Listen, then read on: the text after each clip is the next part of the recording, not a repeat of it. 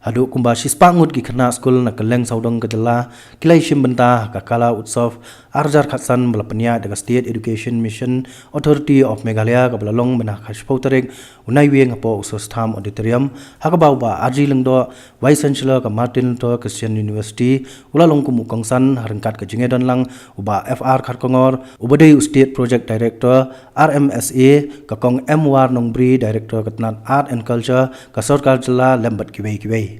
Kani ka kala utsav kadi ka senjam balashim da katanat Ministry of Human Resources Development jong ka Sarkar India da ka jingtmu ban kentiu ya kisap ki phong jong ki khana school hakiliang baper ba kanthop ya ka bari kor karwai ka siaw ka jingshat ka jingle kai drama bat kiwei Nagalian ki DSEO jong ki district baper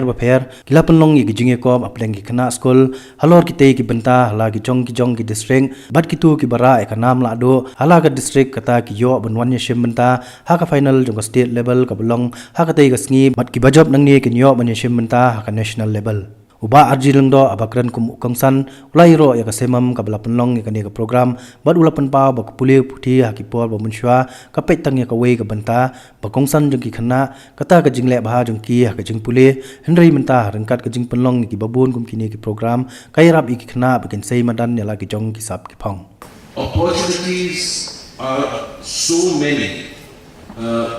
No matter what you may be good at, there is an opportunity for you to share. And education in the past has only looked at one aspect of the development of a child, and that is only insofar as the knowledge is concerned. I'm happy today that officially we are making efforts to ensure that our